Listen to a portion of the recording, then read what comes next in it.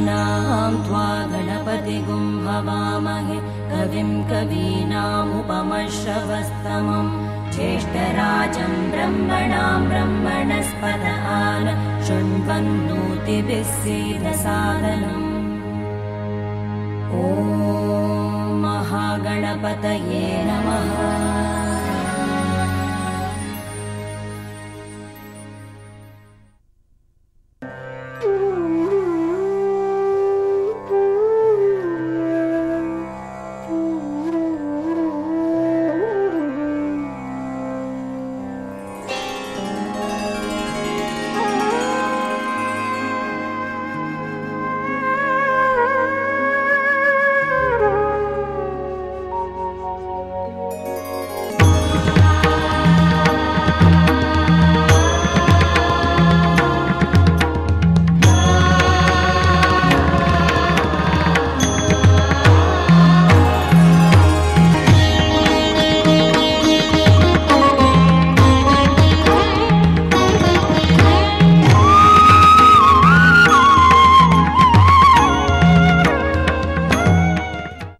गुरुर्ब्रह्मा गुरुर्विष्णुः गुरुर्देवो महेश्वरः गुरुः साक्षात् परब्रह्मा तस्मै श्री गुरवे नमः। వేదవ్యాస మహామునికి పూజ అంటే ఆ రోజు వేదవ్యాసుడిని మనం స్మరించాలి, వేదవ్యాసుడిని పూజించాలి. గురు పౌర్ణమి సందర్భంగా ఆయన ఎక్కడ ఉన్నాడండి ఆ వేదవ్యాసుడు అంటే, ఇప్పటికీ నైమిషారణ్యంలో వేదవ్యాస మహాముని యొక్క గుహ ఉన్నది, వేదవ్యాస గద్దె ఉన్నది. 18 మహాపురాణాలు మద్వయం భద్వయం చైవ భ్రత్రయం వచతుష్టయం అనాపలింగ కూస్కాని పురాణాన్ని ప్రచక్షతే. 18 మహాపురాణాలను రచించి మనకు జ్ఞాన భాండాగారాలను అందించినటువంటి మహనీయమూర్తి శ్రీ వేదవ్యాస మహాముని. ఆ వేదవ్యాసుణ్ణి పూజ్య సద్గురువర్యులు అర్చించి ఆరాధించి వేదవ్యాస పూజ చేసిన తర్వాత గురు శిష్యుల సంబంధం ఏమిటి, గురువు యొక్క ఆవశ్యకత ఏమిటి, ఈ కలియుగంలో కలి యొక్క విపరీతమైనటువంటి విధానం ఏ విధంగా ఉంది, ఏ విధంగా మానవులు సన్మార్గంలో సద్గురు పాదాలను ఆశ్రయించాలి అనేటువంటి విషయాలపైన మనం ప్రసంగమైనటువంటి కార్యక్రమం, ఆశీర్వచన కార్యక్రమం ఈ యొక్క సాయి సప్తాహ మహోత్సవాలలో గురు పౌర్ణమి నాడు విశేషంగా జరిగేటువంటి కార్యక్రమాలు.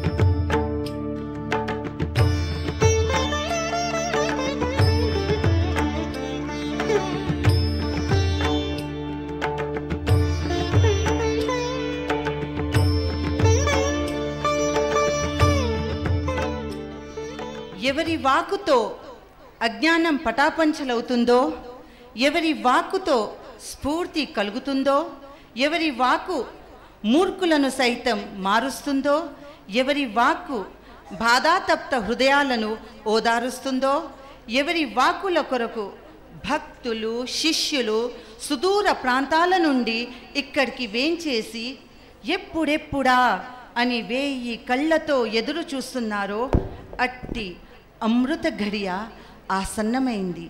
ఇప్పుడు మన పూజ్య సద్గురు వర్యుల అమృతతుల్యమైన దివ్యవాకులను విని తరిద్దామా?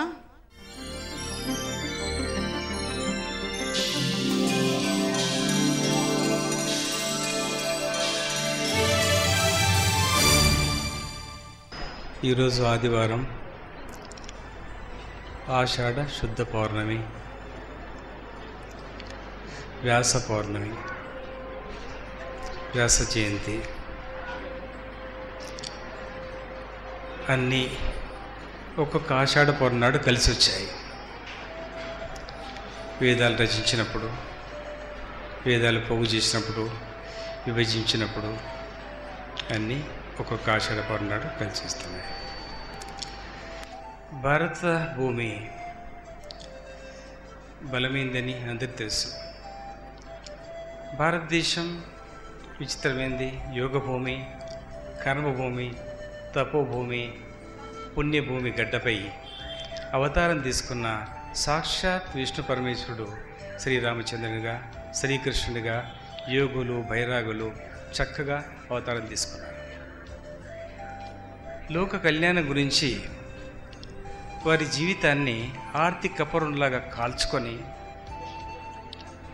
అనుభవించి మాటిచ్చి మాట నిలబెట్టుకొని ఎన్నో రకాలుగా త్యాగం చేసి మనకు నేర్పించారు.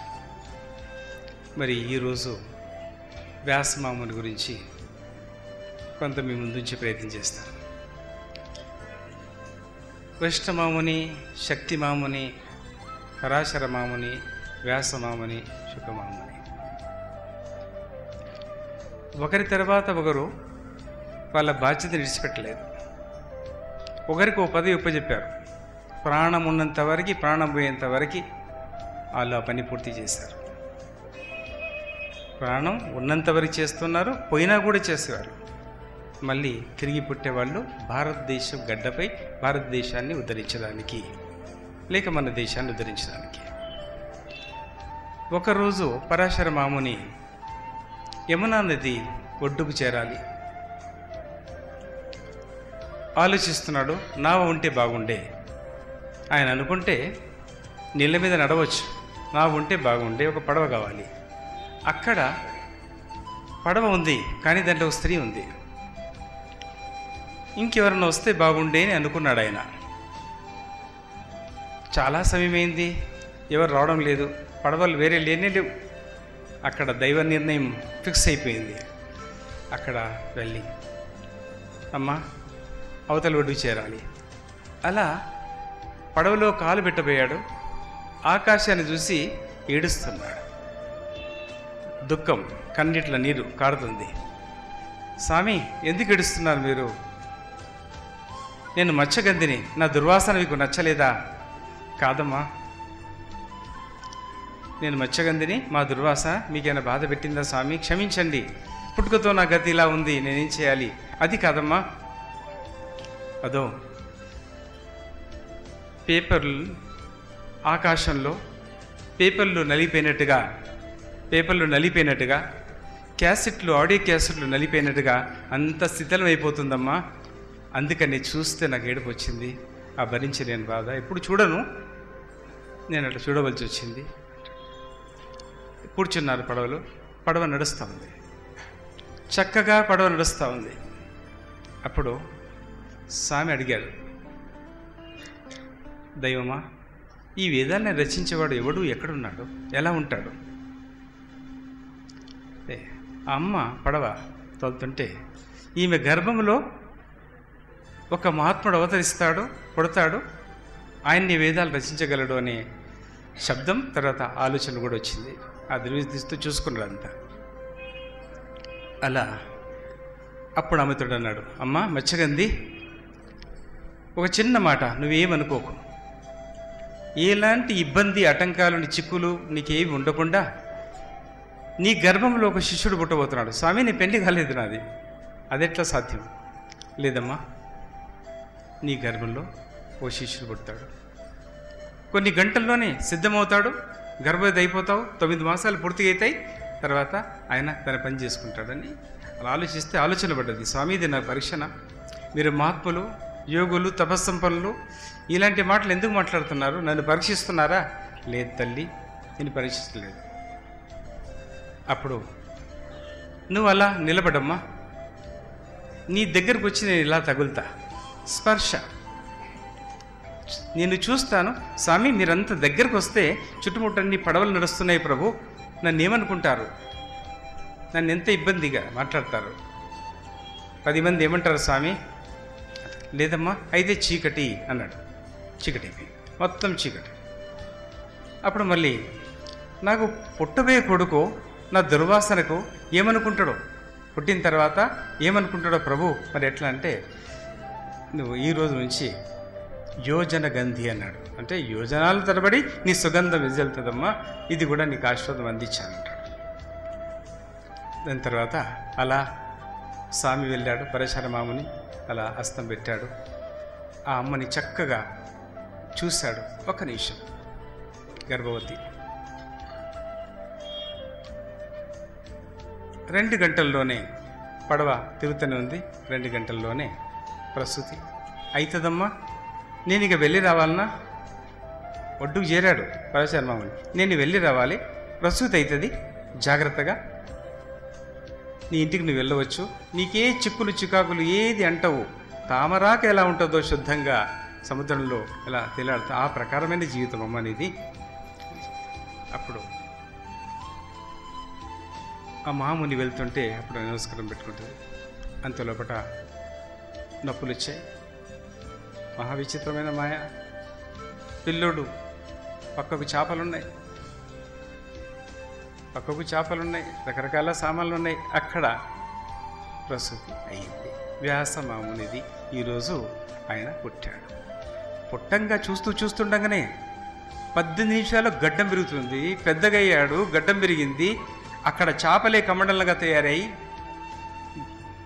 కమలం అక్కడే దొరికిపోయింది. రకరకాల వస్తువులు ఏం కావాలనో చేపలతో అన్నీ మారిపోయాయి. అక్కడ అవి చూస్తే చేపలే, కానీ ఆయనకి ఏ వస్తువులు కావాలనో అవన్నీ అక్కడ కట్టుకోవడానికి, బట్టలు కూడా వేసుకోవడానికి, కాండవ కూడా అన్నీ దొరికిపోయాయి. అక్కడ చేపలుగా మారి. దాని తర్వాత అప్పుడు ఆయన చూశాడమ్మా, నన్ను కన్నవు తల్లి, నా నాన్న పేరేంటిది? పరాశర మాముని. ఎక్కడుంటాడు ఆయన? ఇప్పుడు వెళ్ళాడు. ఎక్కడ వెళ్ళాడు? ఇటు వెళ్ళాడు. సరే అయితే అమ్మా, నీ రుణం తీర్చుకోలేను, తల్లి రుణం ఎప్పుడు తీర్చుకోలేను. నీకు ఒక అవసరం పడుతుంది, కఠినమైన పరీక్ష ఉంటుంది హస్తినాపురంలో. అప్పుడు నన్ను పిలువమ్మా, నీకేం కావాలనో నేను చూస్తాను చెప్తాను. అయితే వెళ్ళాడు మహాత్ముడు. గుహ సంపాదించుకున్నాడు. అన్నహారాలు మానివేశాడు. అవసరాన్ని బట్టి ఏదో నీళ్లు తాగేవాడేమో, వాయుభక్షం చేసేవాడు. పెన్ను లేని దినాల్లో, తాలిస పత్రాల మీద పేపర్ లేని దినాల్లో ఒక్కొక్క శ్లోకాన్ని ఆకాశం చూస్తూ బాధపడుతూ, తండ్రిలాగానే ఏడుస్తూ, అబ్బా చితులమైపోతున్నాయా, వేదాలు నష్టపడిపోతున్నాయా, ఈ నా చేతికి అంతదా లేదా, తొందరపడి రాస్తూ పోగు చేస్తున్నాడు. ఒక్కొక్క అక్షరం పెన్ను లేని స్థలంలో, పేపర్ లేని సమయంలో, తాలిస గ్రంథాలపై మొలతో, చెట్టు ముక్కతో, కట్టె పుల్లతో ఒక్కొక్క అక్షరాన్ని శబ్ద తరంగాల నుంచి లాక్కుంటూ, లాగుతూ ఒక్కొక్క అక్షరాన్ని రాస్తూ అట్లా వేలాది శ్లోకాలు, లక్షలాది శ్లోకాలు సిద్ధం చేశాడు. వేద గ్రంథం పెద్దగైపోయింది. దానికి 4 విభజించాలనుకున్నాడు. ఒక గురు పౌర్ణమి నాడు 4 విభజించాలనుకున్నాడు. 4 విభజించాడు. ఋగ్వేదం, యజుర్వేదం, సామవేదం, అథర్వవేదం, 18 పురాణాలు, మరి భాగవతం, భారతం, శ్రీమద్ భగవద్గీత, దీన్ని కూడా చాలా చక్కగా రాశాడు. ఆ మహాత్ముడు ఇంత శ్రమ ఎందుకు తీసుకున్నాడు? వారి తండ్రి ఎందుకు ఏడ్చాడు? ఎందుకు బాధపడ్డాడు? లోక కళ్యాణం గురించి మహాత్ములు, మహాపురుషులు, రాజులు, మహారాజులు అవతరిస్తారు. అవతరించి వాళ్ళ కర్తవ్యం ఏంటో, బాధ్యత ఏంటో అది పూర్తి చేసే వరకు నిద్రపోనే పోరు. మరి మనకు తెలుసు మనం ఏం చేస్తున్నాం. మన పెద్దలు శ్రమ తీసుకున్నారు, పెద్ద పెద్ద కార్యాలు చేస్తారు. మన బాధ్యత ఏంది? మనం ఏం చేయాలి? భారతదేశం యోగ భూమి అన్నాము, కర్మభూమి అన్నాము, తపోభూమి అన్నాము. భారతదేశంలో పుట్టిన తర్వాత మన బాధ్యత ఏది? ఏ బాధ్యతని మనం తీసుకోవాలి అనే ఆలోచన ప్రతి హిందూ బిడ్డకు ఉంది. కానీ ప్రయత్నం చేయడం లేదు. మన మానవుల్లో, మన హిందూ దేశంలో ఐక్యమత్యత తగ్గిపోయింది, దినదిన క్షీణించిపోతుంది. ఈ కాలం మీకు తెలుసు, ఎండాకాలం, అధికమైన ఎండ. ఇక రాబోయే కాలంలో 60 డిగ్రీలు ఇస్తుంది. ఎలా భరిస్తామో. చలి, వర్షం, అగ్నిపర్వతాలు, భూకంపాలు, ఐసు కొండలన్నీ కరిగిపోతున్నాయి. కారణం మనమే, మానవుడే. ప్రకృతి శత్రువుడు మానవుడే. పులి ఒక మేకను పట్టుకుని తింటుంది, జింకను తింటుంది. కొండశిలము ఒక్క జంతువుని పట్టుకొని తింటుంది, కానీ అన్ని జంతువులు తినదే. వేలాది జంతువులు, కానీ మానవుడు అన్ని జంతువుల్ని అన్ని పక్షుల్ని కావాలంటే ఒకటే బాంబుతోటి ఎగరగొట్టాడట. అంత శక్తివంతుడు మానవుడు. ఎవరిచ్చిండు ఆ శక్తి? పరమేశ్వరుడే. మానవుడు ఏం చేశాడు? తినదినానికి వ్యతిరేకం, ప్రకృతికి అన్ని వ్యతిరేకాలు చేస్తున్నాడు. రోడ్స్ వేసాడు, అన్ని రోడ్స్. ఇల్లు పెద్దగా ఉంటే, గార్డెన్ పెద్దగా ఉంటే అక్కడ కూడా ఒక రోడే. గల్లీ గల్లీకి రోడ్లు. ఆకాశానికి, భూమికి ఆకాశానికి కనెక్షన్స్ తెగిపోయినాయి. వైర్లు దిగిపోయినట్టుగా, టెలిఫోన్ వైర్ దిగినట్టుగా కనెక్షన్స్ తెగిపోయినాయి. అబ్నార్మల్. అన్ని వ్యతిరేకంగా ఉన్నాయి. ఎండ వ్యతిరేకమే, చలి వ్యతిరేకమే, వర్షం వ్యతిరేకమే, భూకంపాలు విచ్చలవిడిగా, అగ్నిపర్వతాలు ఎక్కడ పడితే అక్కడ కూలుతున్నాయి, పేలుతున్నాయి. దానికి కారణం మనమే. ఇంకెన్నో తప్పులు చేస్తున్నాం మనం. చెట్లని పెండి చేస్తున్నాం, కొండల్ని ధ్వంసం చేస్తున్నాం. పెద్ద పెద్ద బోరింగ్ మిషన్, బావి దూకుంటే నీరు వస్తుంది, రాదు. ఏ మూల నుంచి అన్న ఒక మూల నుంచి నీరు వచ్చేది. అది ఒక పద్ధతి, అదొక శాస్త్రం. మన పెద్దలు చెప్పారు. బోరింగ్ వేయడం మొదలుపెట్టిందంటే నీళ్ళు రావాలి. ఎన్ని లేర్లు తెగిపోతాయి కింద? ప్లాస్టిక్ లేరు ఉంటుంది. దేవుడు ప్లాస్టిక్ చేస్తాడు అక్కడక్కడ, అది కూడా విరిగిపోతుంది. ఎక్కడన్నా బంగారం ఉంటే అక్కడ ఒక లేరు ఉంటుంది, అది కూడా దగ్గరిపోతుంది. అన్ని రకాలుగా మనిషికి కావాల్సింది నీరు. బోరింగ్ వేసాను, నాకు నీళ్లు కావాలి. అదిరిపోతుంది భూమి అంతా, కదిలిపోతుంది భూమి అంతా. ఒక పర్వతాన్ని బద్దలు చేయాలంటే, పిండి చేయాలంటే పెద్ద పెద్ద బాంబులు తగిలిస్తున్నాడు. కాశ్మీర్లో యుద్ధం, పాకిస్తాన్లో యుద్ధమైనప్పుడు మన భూమి ఇక్కడ దాకా కదిలేది. బాంబులు వేసినప్పుడు ఇక్కడ దాకా కదిలేది. ఆ విషవాయువుతో ఎంతోమంది నష్టపోయినారు. అయితే వీళ్ళు చేసే దాంతో మనకంతా తిరిగి కొడుతుంది వ్యతిరేకం. ఏ వ్యతిరేకం? వాతావరణం అంతా తిరిగి కొడుతుంది. మరి మానవుడు ఏం చేయాలి అప్పుడు? వారి బాధ్యత ఏంది? ఈ మహాత్ములు ఇంత చక్కని సేవను అందించారు, మానవుడు ఏం చేయాలి? మంచి సంబంధం ఉంది చెట్లకి, కొండలకి, గుట్టలకి, పక్షులకి, క్రిములకి, కీటకాలకి, ఆకాశానికి, సూర్యచంద్రునికి మంచి సంబంధం ఉంది. అన్నా చెల్లెలకి ఎంత సంబంధమో, తల్లి బిడ్డలకి ఎంత సంబంధమో, ఎంత ప్రేమనో అంత ప్రేమ ఒలకపోసుకుంటారు. పైనుంచి కింది నుంచి కూడా ఒలకపోస్తారు. వాయు, గాలి, చక్కటి వర్షం, ఇవన్నీ కలిసి ఆడుకున్నాడు. ఎంత ఆనందము, ఎంత హాయిగా ఉంటుందో మీకు తెలిసి ఉంటుంది. 60 ఏళ్ళు బ్రతకని మానవుడు 1 గంటలో భగవంతుడు ప్రసాదించాడు ప్లేన్ని. 1 గంటలో బెంగళూరు కానీ బొంబాయి కానీ వెళ్ళవచ్చు. 8 గంటల్లో లండన్ వెళ్ళి 8 గంటలకు లండన్ వెళ్ళొచ్చు. 16 గంటల్లో అమెరికా వెళ్ళొచ్చు. ఇన్ని సౌకర్యాలు పరమేశ్వరుడు కల్పించిన తర్వాత ఇంకా ఇంకా ఇంకా ఇంకా తృప్తి లేదు. 60 ఏళ్ళు బ్రతికే మానవుడు ఆకాశాన్ని అందుకున్న కోరుకున్నాడా? హనీమూన్ అంటున్నాడు, జలసాలు అంటున్నాడు, నా ప్లాటు నీ ప్లాట్ అంటున్నాడు, వెడ్డింగ్ డేలు అంటాడు, బర్త్డేలు అంటాడు, డెత్ డేలు కూడా చేసుకుంటాడు. ఏం లాభం ఏమొచ్చింది? ఏం సాధిస్తున్నావు? ఇలా సాధించే బదులు, ఇలా పిచ్చి పిచ్చి సాధనలు చేసే బదులు ఆకాశంలో ఏం లేదు. భూమి మీద ఏదైతే ఉందో అంతే ఉంది. సముద్రంలో ఏదైతే ఉందో పైన కూడా అంతే ఉంది. సముద్రం విషయం మనకి ఇంకా తెలియదు.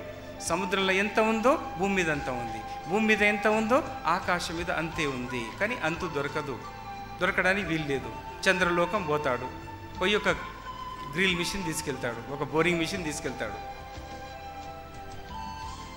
ఏం చేస్తాడు? నష్టం చేస్తాడు. మానవుడు ఊరుకున్నాడు అక్కడికి. కార్లు చూడండి, ప్రతి ఇంట్లో 5 కొడుకులు ఉన్నారు అంటే 5 కార్లు, ఎమర్జెన్సీకి ఇంకో కారు ఎక్స్ట్రా, ఫుల్ ఫ్యామిలీ పోవడానికి ఒక లారీ, ఇంకొక మనుషులు పోవడానికి ఒక బస్సు. ఇన్ని రకాలుగా తీసుకున్నాం పర్లేదు. గంటకి ఎంత పోతుంది? 14 మైళ్ళు ఇస్తుంది అనుకోండి. 1 లీటర్ పెట్రోల్ పోస్తే 14, 40 కిలోమీటర్ పోతుంది. అది కావాలి, కాకుంటే కారు నడవదు. మనిషికి అన్నీ కావాలి. మనిషికి ఎన్ని కావాలి? అన్నీ కావాలి. అవి ఏంటి? ఆహారం కావాలి, నిద్ర కావాలి, భోజనం అయితే 3 పూటలు కావాలి. 3 పూటలు చక్కని భోజనం కావాలి. దాంతోపాటు విటమిన్ ఏ తక్కువ ఉన్నదంటే గుడ్డోడై పుడతాడు. విటమిన్ ఏ లోపిస్తే గుడ్డోడై పుడతాడు. కాల్షియం లోపిస్తే కాళ్ళు వంకరై పుడతాడు. విటమిన్ కే లోపిస్తే ఎక్కడైనా ముళ్ళు గుచ్చుకుపోయిందంటే పుట్టిన తర్వాత రక్తం పోతూనే ఉంటుంది. కే విటమిన్ ఇంజెక్షన్ ఇచ్చేదాకా రక్తం ఆగదు. మరి మానవుడికి ఎన్ని కావాలి? జింక్ కావాలి, కాల్షియం కావాలి. ఇన్ని రకాలు అయితేనే ఈ మనిషి బ్రతకగలడు, నడవగలడు, మాట్లాడగలడు, చూడగలడు, వినగలడు. మరి ఒక్కసారి ఆలోచించిందా? ప్రకృతి మాతకి ఏమేం కావాలి? ఒక కొబ్బరికాయ కొడితే, కొబ్బరికాయ కొట్టి 2 చేతులు జోడిస్తే ప్రకృతి మాతని మనం ఇబ్బంది పెడుతున్నాం, కష్టపెడుతున్నాం, అదిరిస్తున్నాం, బెదిరిస్తున్నాం. అశాంతి పాలైంది. శాంతి లేనే లేదు ఆమెకు. ప్రశాంతంగా నిద్రపోవడం లేదు. ఆమెకి ఏం కావాలి?